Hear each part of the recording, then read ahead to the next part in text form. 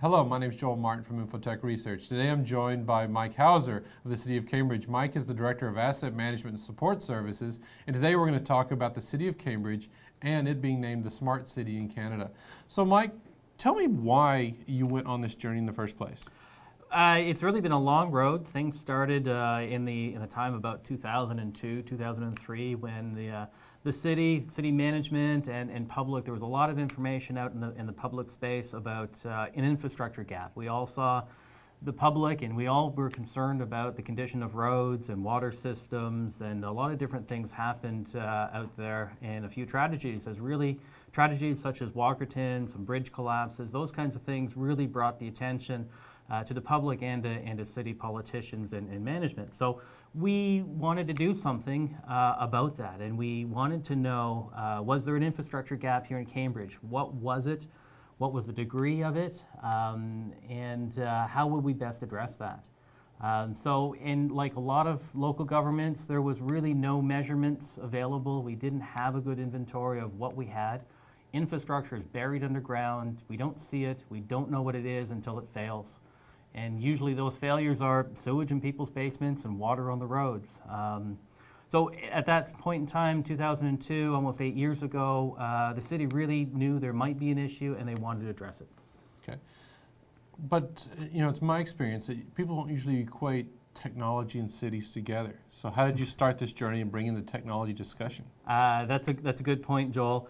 It was recognized when the city looked at taking care of the assets, the infrastructure, how we're going to deal with this. They initiated a study. First of all, they did an organizational audit and they did an asset management needs assessment. And at that point, it was fairly common knowledge that information was a real key to being able to answer these questions. And information, along with that, we knew that technology had to be part of that solution. So fortunately, when we started the asset management implementations, we made those priorities, and we knew that we had to look at the information was a key pillar of one of our of the implementation. Technology had to be married along with the business processes and how we did business along with those inventories, and we knew the answer laid in the implementation of all those three things all at the same time. And how did you bring people together for this? How did you establish a steering committee, engage the citizen, the stakeholders, the politicians in the fact that this was a valuable service you were going to provide? To some degree, it was a little easier than some of the others because there was already a knowledge in the public side of things. At that time, the media was also involved with infrastructure and some of the other things that happened earlier. It was an relatively easy sell to the senior management politicians. So they knew this needed to be. So when we started the actual startup of the systems, we outlined a plan, what we called a blueprint for our implementation, and it started those three pillars.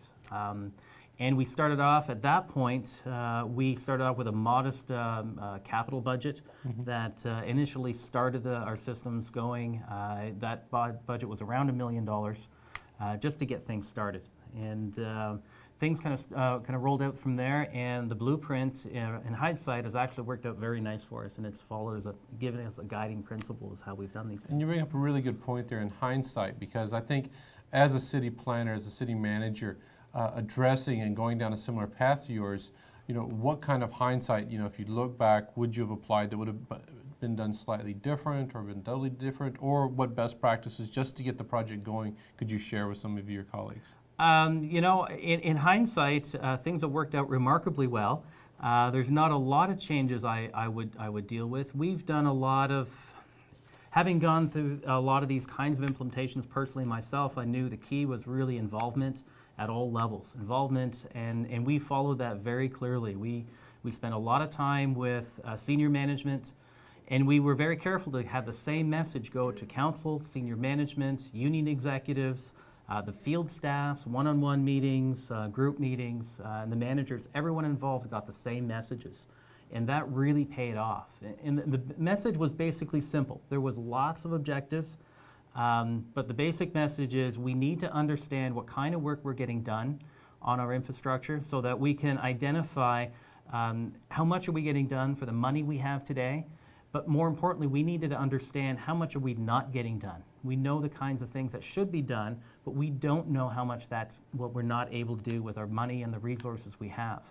So that was the basic crux of the message, and everyone could buy into that same message. And right from the guys in the field who drive by the same potholes every day and know they don't have time to fix it, or they see so many water main breaks happening and they see the water running down the street, and people wait for a week or 2 or 3 or 4, just simply they know they didn't have time. So that message really hit home with them, and it resonated with everybody. So it sounds like a lot of this had to do with landing the messages and then quantifying the measurements, quantifying the activities that you did. So Yes. maybe you can walk us through some of the examples and how you came to quantify various parts of what you could do with the infrastructure, apply resources more effectively, and really deliver on citizen services.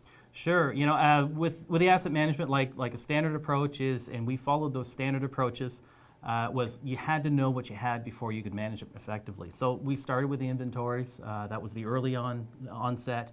And we got that information from not only records, from drawings, physical drawings, and the engineering side of things, but, and many other people have done that, but what hasn't often been done is the field verification.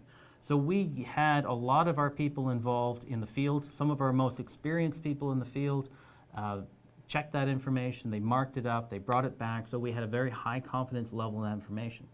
Having that information, knowing how old that infrastructure was, the kind of materials, knowing how long that material is expected to life and how long we've practically seen it, has allowed us to quantify the kind of backlog that we actually had. And I think in one of the slides that we have here, we see that we've quantified that as a $54 million backlog on the water system alone.